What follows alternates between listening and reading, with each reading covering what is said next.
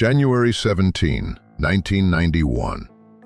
Deep underground, in the command center bunker of Port Qasim, built to the harsh specifications of the Volkov Pact, desperation and panic hung in the air.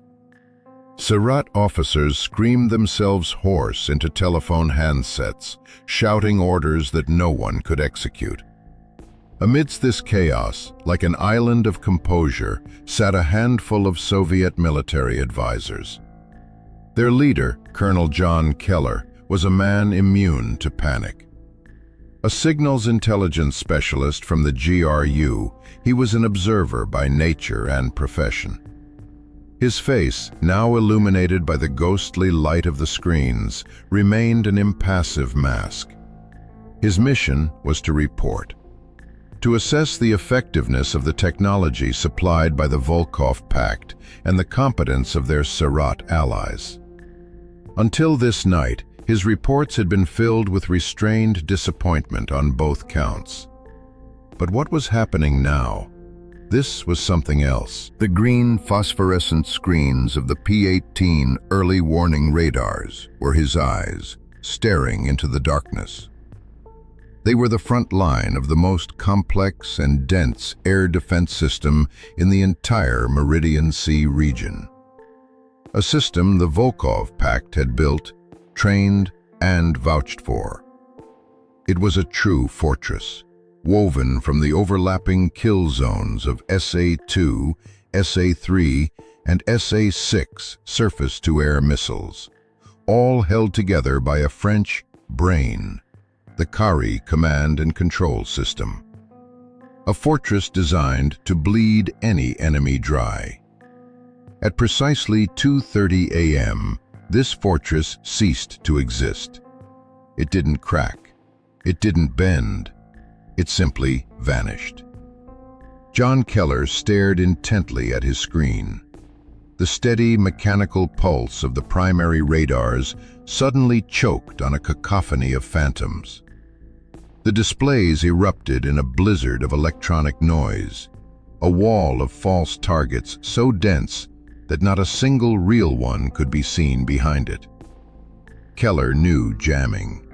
Jamming was a crude, blunt fist, but this was a surgeon's scalpel, an electronic poison injected directly into the nervous system.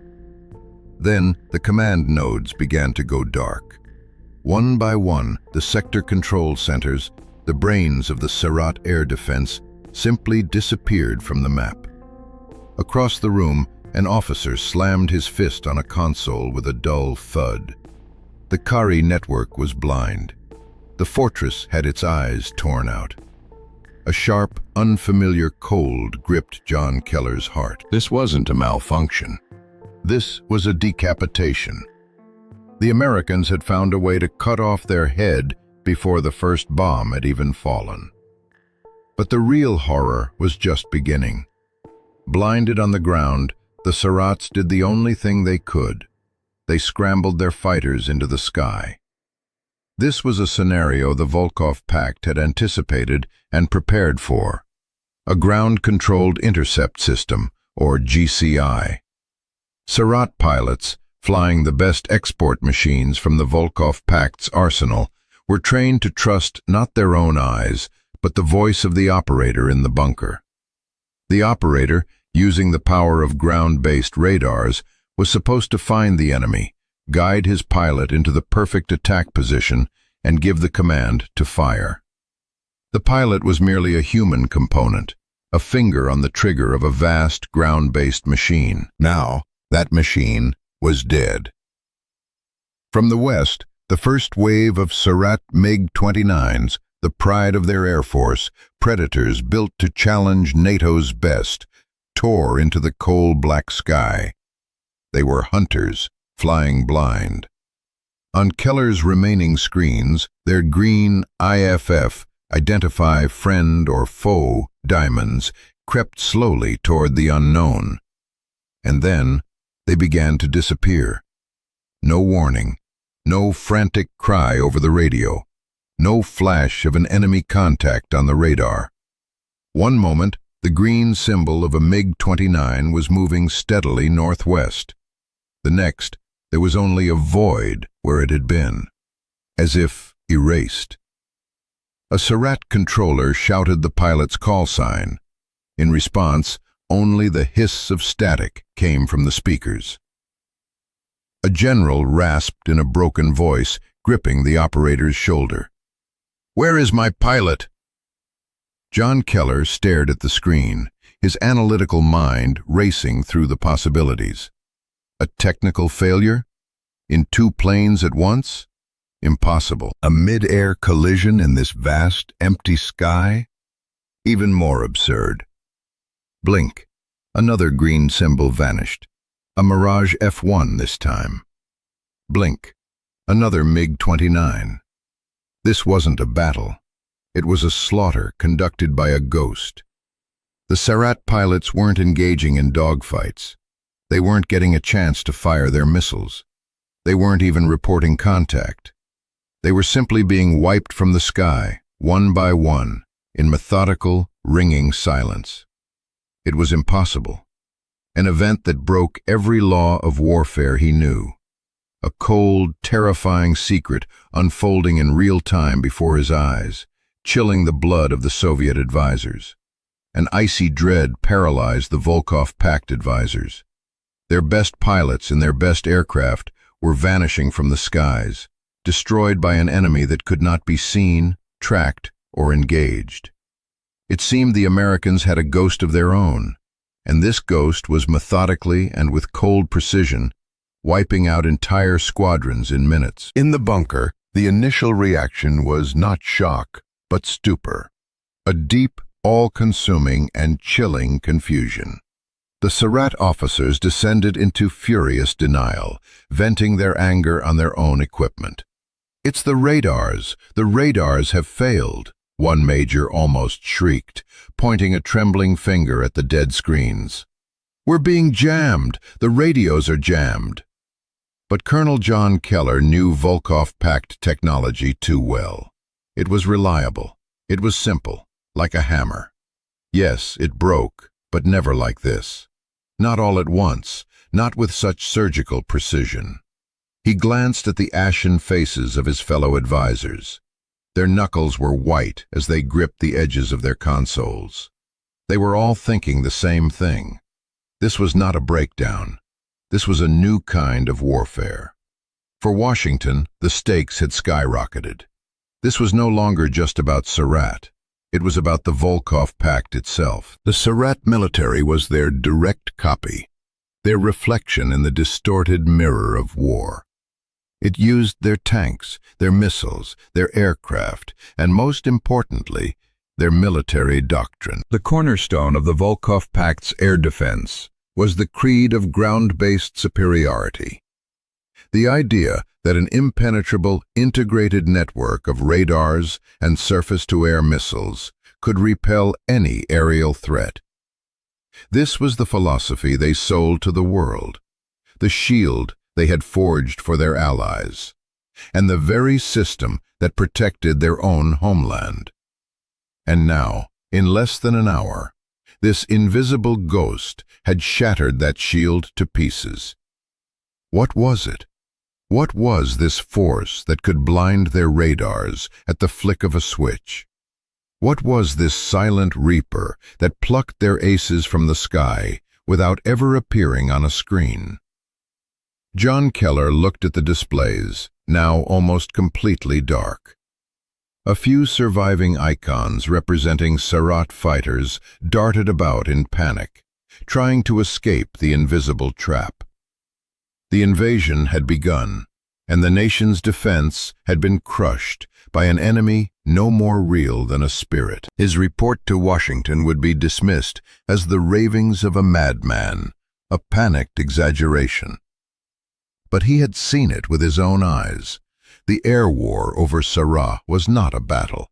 It was an execution, carried out by an unseen executioner. The mystery was absolute. And for the men in that bunker, the Cold War had just ended. The world just didn't know it yet. The flight from Port Qasim to Washington was conducted in oppressive silence. Colonel John Keller's report was not a document, but an epitaph. Not for his personal failure, but for the collapse of an entire generation of Volkov Pact military doctrine. When he and the other advisors presented their findings at the National Defense University, the stone-faced generals first showed icy disbelief, which almost instantly hardened into a cold, clenched fist fury. A frantic effort immediately began. They had to understand what the hell had happened in the skies over Surat. This was no longer just a military investigation. It was an interrogation of reality itself. The main intelligence directorate, the GRU, took over, seizing every bit of information, every recording, every scrap of paper. Analysts dissected the P-18 radar recordings, hoping to find faint traces of American electronic warfare systems. But instead, they found only a blinding white sheet of interference, so total and all-encompassing that it was no longer a signal, but its complete, absolute absence. It was as if the Americans had invented an off switch for the very laws of physics upon which Volkov Pact radars were built. They debriefed the Surat pilots who were lucky enough to return. Their fuselages were sometimes riddled with shrapnel from missiles they never saw coming. The pilots' accounts sounded like the incoherent ramblings of broken men. But within their delirium was a terrifying, crystal clarity. Stated one MiG-29 pilot, a hardened veteran of the Iran-Surat War. His hands trembled so much he could barely hold a glass of water. He swallowed hard, his eyes darting around the room. The words of another pilot, an ace from a MiG-25 squadron, sounded like a confession of encountering the impossible. The pilot's voice trembled as he recalled the moment. Then a signal, not the wail of a lock-on siren, no, something different, unfamiliar, that sent a chill down my spine.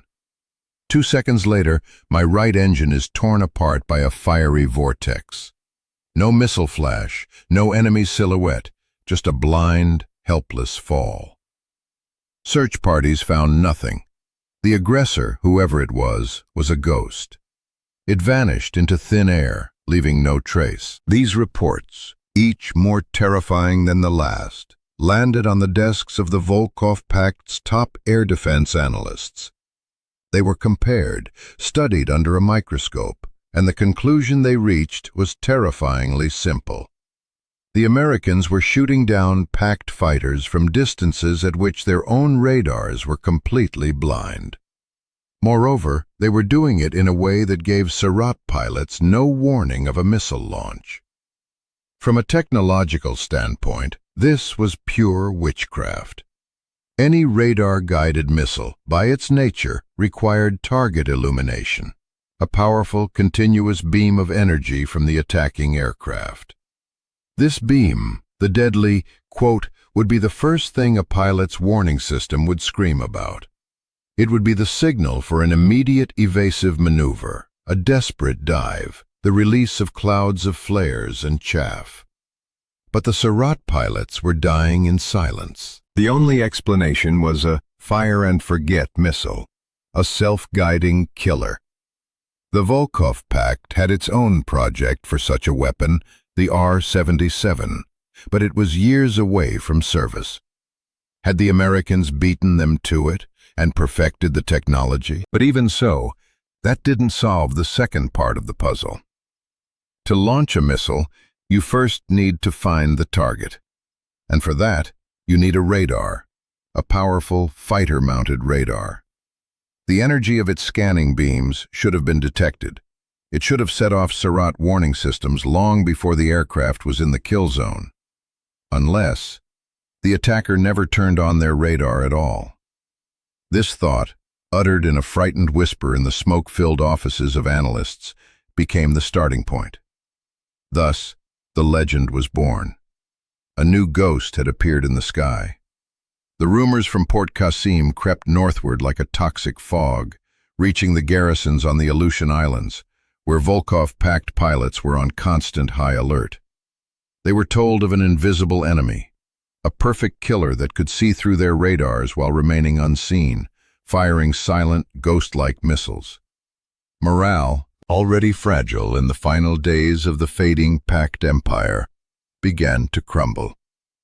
How do you defeat an enemy you cannot see? How do you defend against a weapon that rewrites the very rules of war? Meanwhile, in Washington, the investigation was sinking into a quagmire of paranoia and increasingly wild theories. The Volkov Pact's military machine was a cumbersome, bureaucratic leviathan. It was built not for flexible solutions, but for overwhelming with mass, and thus it could not comprehend a threat that did not require mass. Flawed conclusions piled on top of each other, each more terrifying than the last. The first theory, the most obvious and the most frightening, pointed to a revolutionary stealth fighter. The Pact knew about the F-117, they had seen the grainy photographs. But it was a subsonic bomber, a clumsy, faceted iron designed for ground strikes. It had no radar. It carried no air-to-air missiles. No, it could not possibly be the merciless hunter that was tearing their MiG-29s to shreds. Which meant the Americans had another one, a secret, supersonic, invisible phantom fighter. The realization of this conclusion sent a wave of icy panic. The second theory was even more sophisticated, shifting the focus from the aircraft to the missile itself. Perhaps the platform didn't matter, whether it was a standard F-15 or F-16. The real breakthrough, proponents of this version argued, was a new type of missile, a missile that homed in on the source of jamming. Imagine a weapon that ignores the reflected radar signal. Instead, like a predator drawn to the scent of blood, it flies toward the very source of the radio jamming that a pilot activates for protection. The thought was blood-chilling. Their own shield was becoming a beacon for the enemy. Their salvation was leading them to their doom. But even this gruesome theory didn't explain all the facts. The third theory, the most popular and bureaucratically convenient, was that the enemy was not a single entity, but a complex, orchestrated system. At headquarters, they claimed the Americans had unveiled a new, unseen form of electronic warfare. They imagined a successor to the EF-111 Raven, a high-altitude, specialized aircraft so powerful that it not only blinded ground radars, but also created entire ghost squadrons on their screens, concealing real missile launches under their cover. It was this third theory that the Volkov Pact clung to. It was a soothing balm for their wounded pride. It meant their fighters weren't obsolete, just lacking proper support. It meant their military doctrine hadn't failed, but had simply encountered another clever electronic trick. They believed the Americans had invented a sophisticated way to jam their systems while covering for a new, long-range, fire-and-forget missile. But they were wrong. Fatally, hopelessly, totally wrong. They were looking in the completely wrong direction, hunting a ghost, a boogeyman born of their own fear and ignorance. The truth was not in a single secret weapon. It lay in the brilliant union of two long-known technologies. Two machines the Americans had been using for over a decade. And it was the Volkov Pact's inability to grasp their synergy that was the greatest secret of this war. The answer was not a secret. It was hiding in plain sight. And while the Volkov Pact chased shadows in the sky, thousands of miles away, in the cool air of a windowless, air-conditioned trailer in the middle of the scorching Sonoran Desert, an American airman watched the war unfold like a chess match. He wasn't a pilot. He was a weapons systems officer, tethered to the shimmering blue of a console inside a mobile command post. He was one of hundreds, linked into a single network, receiving information from a machine that had become the most valuable asset in the U.S. military arsenal. It wasn't a fighter, and it wasn't a bomber. It was a modified Boeing 707 airliner with a giant 30-foot rotating radar dome on its back. The machine's name was the E-3 Sentry, but to its crews, it was simply AWACS. It was the key to everything, the American solution, their true secret. Not because the aircraft itself was secret. The Volkov Pact had known of AWACS for over a decade, but because they were fundamentally, catastrophically mistaken about its very purpose. In their minds, a radar could be either ground-based, powerful but vulnerable, or fighter-mounted, small, weak, and limited. Their own equivalent, the Tu-126 Moss, was a clumsy and technologically backward giant. The American E-3 Sentry was a devastating blade. It was a flying command center, the digital brain of the battle. Its powerful Doppler radar was not just a sensor. It was an all-seeing, soaring high above the battlefield, deep in friendly territory, completely safe from any threat. It could look down. Its gaze pierced through the clutter of ground interference, radio waves reflecting off hills and buildings that blinded any ground-based radar. It could detect, track, and identify every aircraft in the sky from the moment its wheels left the runway. The AWACS operators had a flawless digital map of the entire theater of operations before them. They saw every Surratt aircraft take off.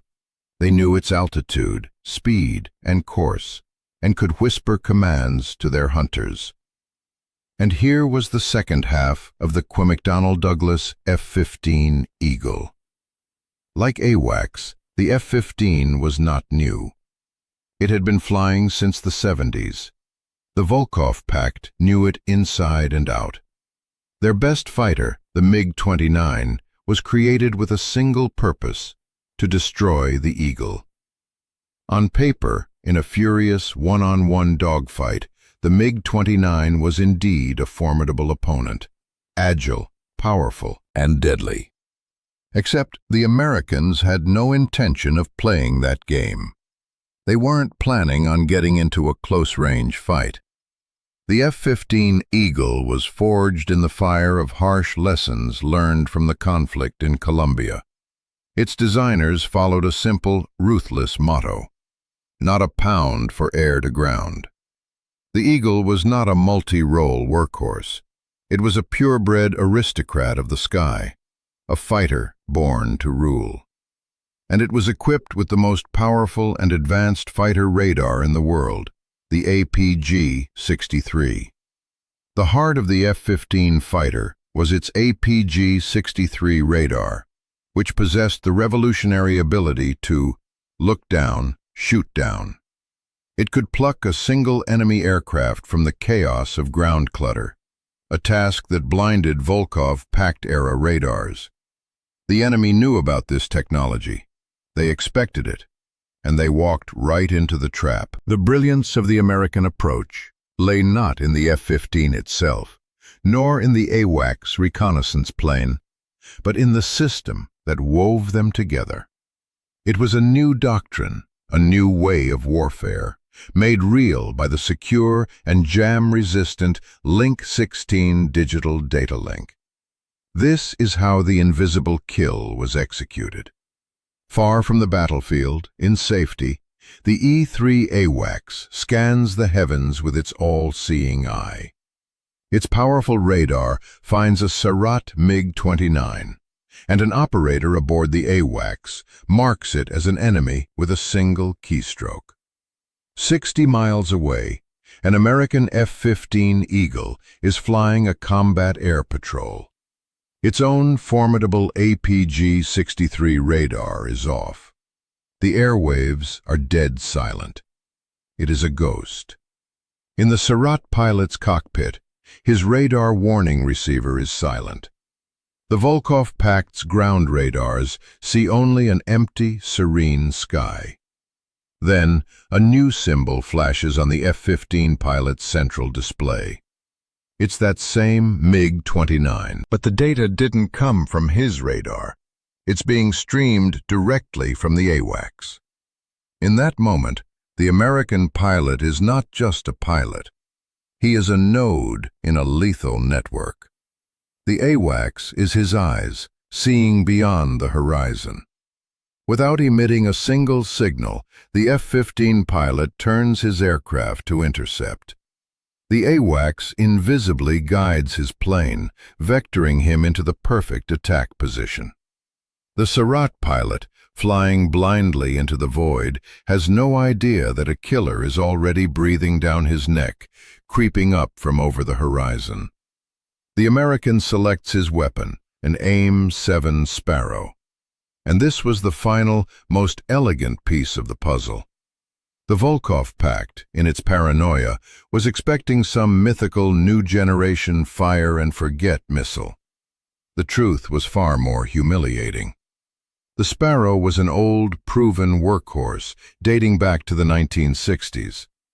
It was a semi-active missile. To guide it, the F-15 had to continuously paint the target with its radar.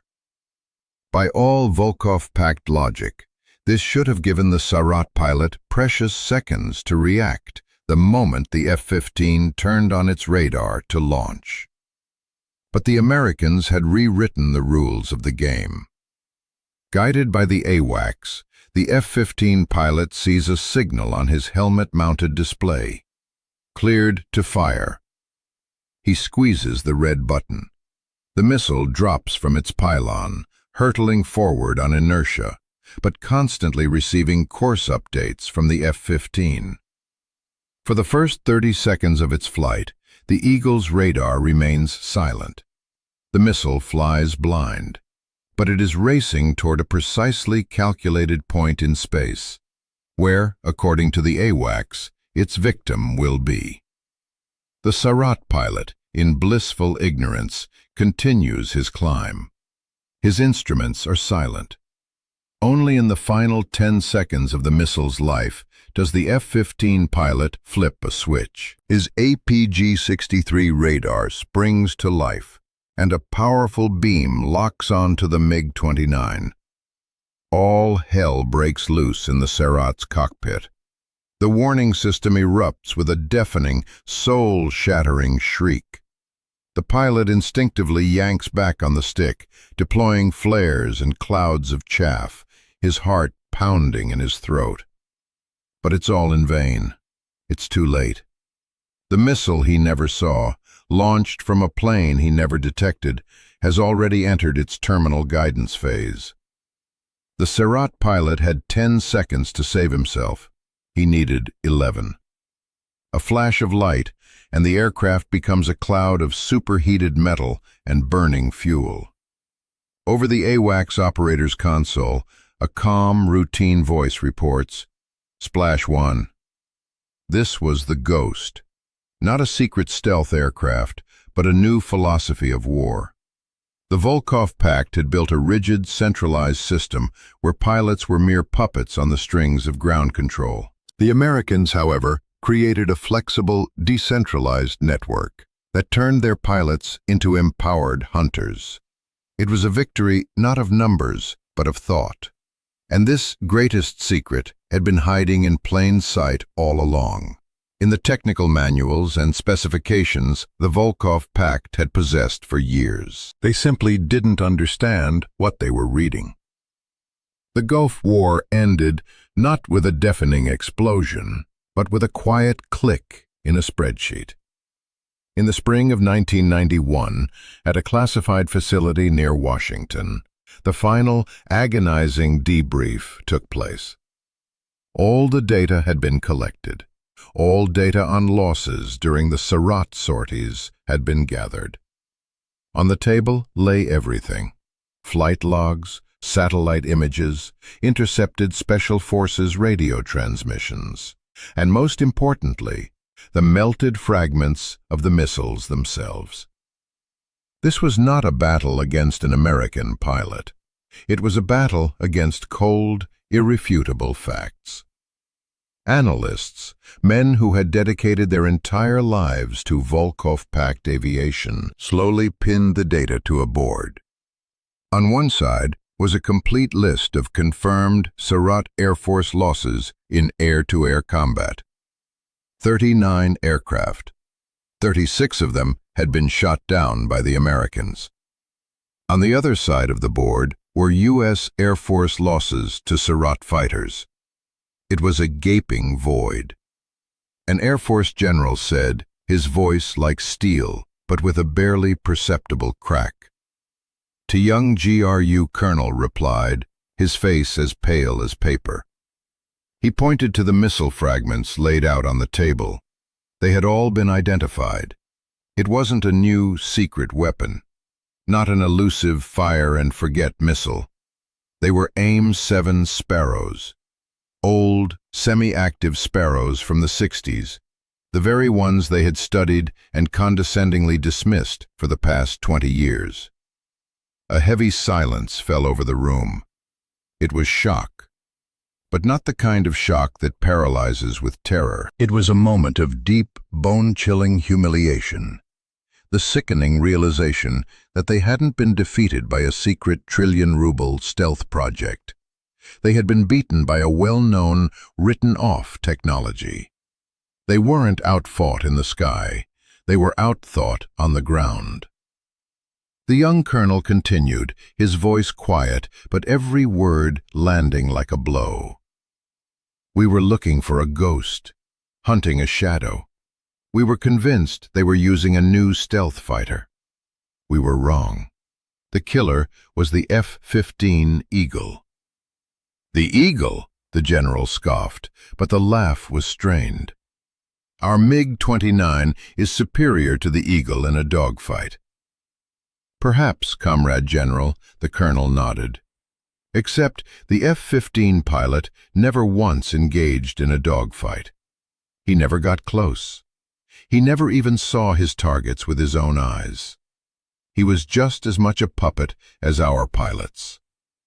He then projected a diagram onto the wall, one that was destined to end the Cold War.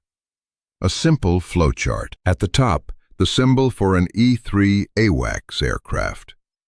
A line representing a data link extended downward. And at the bottom, a flight of 4 F-15 Eagles flying in perfect formation. There it is, the ghost, the colonel said, tapping the AWACS symbol with his pointer. The Americans took our own doctrine of ground-controlled intercept and perfected it. They simply lifted their radar and their controller into the sky, placing them far behind the front lines, in complete safety. He began to explain the tactic. The AWACS sees everything. The F-15s fly with their radars off, in total radio silence, invisible to enemy systems. The AWACS guides them like a puppeteer. The pilot is not a hunter. He is merely a weapons systems operator. He is guided. He is directed. "And the missile?" the general asked, his voice dropping to a whisper. The Sparrow, the simplest part of the puzzle. The F-15, guided by the AWACS, gets within launch range. It fires the missile, still without turning on its own radar. The missile flies on commands transmitted from the Eagle, which in turn receives them from the AWACS. And only in the final seconds of the flight does the F-15 briefly paint the target. The Surratt pilot hears the warning system scream in his headset, has time to curse, and dies. The room became a tomb. Their boogeyman was not a monster of steel. It was a system, a network. The Americans had created a living digital organism in the sky. The F-15 was not a fighter, it was a claw.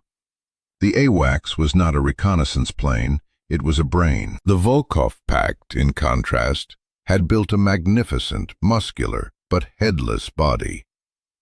Their MiG-29s were brilliant, solitary gladiators, sent into the arena blindfolded, directly into the hands of a coordinated team of executioners who saw their every move. Their entire philosophy of building robust fighters for the world's best pilots had collapsed in an instant. Countermeasures began before the ink was dry on the report. But it was panic, a desperate death throw, an attempt to close a gap that they now understood was not a gap, but a bottomless canyon. First, the missiles. The R-77 project was ripped from development and rushed into mass production. On paper, this missile was a true AMRAAM killer. Second, the aircraft. The existing MiG-29 fleet was hopelessly obsolete. A modernization program to the MiG-29s version was launched in a frantic hurry. The new machine was to receive a new N019M radar, finally capable of tracking multiple targets simultaneously. A new digital onboard computer, and of course, the wiring to launch the new R-77. Third, the brain of the operation. The clumsy and slow Tu-126 Moss was a laughingstock. It was hastily being replaced by the new A-50 mainstay, the Soviets' own AWACS. They had to build a network. They had to copy the American system. But all these efforts were in vain. The countermeasures failed completely and utterly for one simple, brutal reason. The Volkov Pact was dead. The year was 1991. No one was paying the design bureau's bills anymore. The factories were short on steel. The pilots didn't even have fuel for training flights. R-77 missiles were produced, but only in negligible quantities. The MiG-29s modernization proved so ruinously expensive that only a few squadrons received it. The A-50 mainstay aircraft rolled off the assembly line, but without the complex computers and digital data links, they were just empty shells, flying airframes. The Volkov Pact military had finally seen the ghost. They had identified it, analyzed its nature, and even forged a weapon to fight it. But the battle had begun many years too late. The Volkov Pact system, obsessed with imitation and incapable of innovation, had exhausted itself to death in this grueling race. They were shaken by the realization that the rules of the game had changed, and they hadn't even been invited to play. The verdict was delivered in the skies over Sarah, but it was permanently written into the history books. The kill ratio, a single brutal number that cemented American superiority, doesn't just apply to the Gulf War. It is the entire combat legacy of the Ghost itself. As of this writing, in its nearly half-century of service, the F-15 Eagle has 104 aerial victories and 0 losses. 104 to 0. That is not a statistic. It is a judgment. The MiG-29, the Su-27, the pride of the Volkov Pact design bureaus, were created as eagle killers. And yet, in every real-world encounter, from Sarat to Central America, the outcome was predetermined. The gladiators were destroyed by the system. This failure is a direct consequence of that macro theme, the deep systemic rot that led to the collapse of the entire Volkov Pact empire. The mystery of the ghost in Sarat was not just a technological fiasco. It was a philosophical one. It was the inevitable end for a system built on imitation. The Volkov Pact was perhaps the greatest industrial imitator in human history. When the West created a technology, the Pact's design bureaus, often with astonishing genius, reproduced it. They saw the F-15 Eagle, and they built the Su-27 flanker. But therein lay the trap. They were always copying the masterpiece of the last war, While Volkov-packed engineers were perfecting the physics of air combat, American engineers were perfecting its metaphysics, the network. While the Volkov-packed industry was stamping out thousands of tons of titanium for fighter airframes, American industry was mastering the esoteric magic of microprocessors, data links, and fault-tolerant software. The American ghost that so terrified the Volkov-pact was not a machine. The F-15 and AWACS were merely its visible parts, the tip of the iceberg.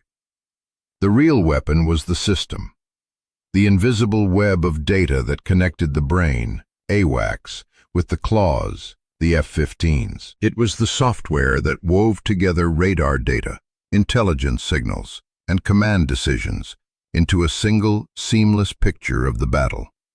This was the qualitative leap that the Volkov-pact could not make. And the problem was not just industrial, it was cultural. A networked, information-centric system requires a culture of decentralization, flexibility, and trust. It requires that both controllers on the ground and pilots in the air are empowered to make decisions based on a continuous flow of data.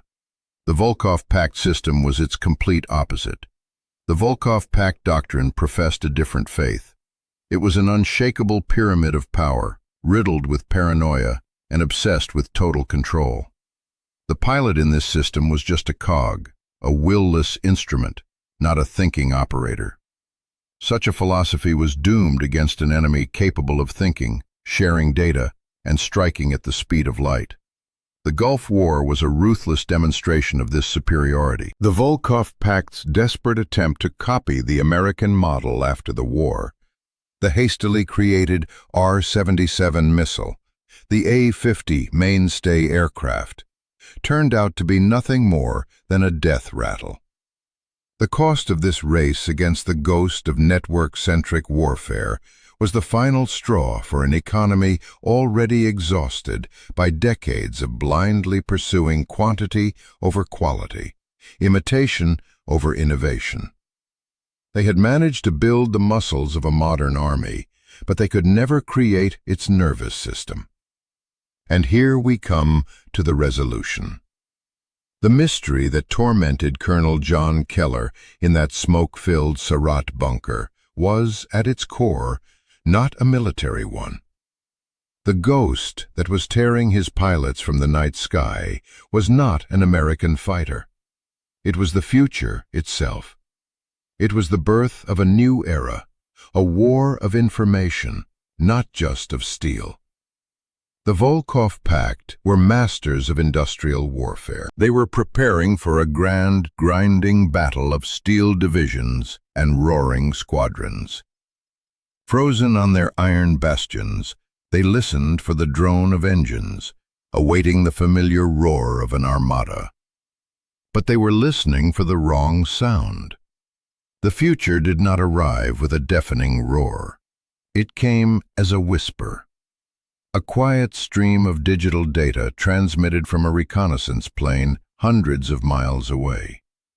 A faceless icon on a display in a dimly lit cockpit. A short signal clearing a launch. It was a death sentence delivered in absolute silence.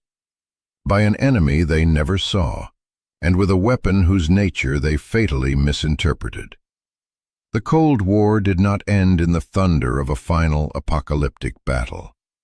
Its outcome was decided in the 10 seconds between a warning tone and a blinding flash on the horizon.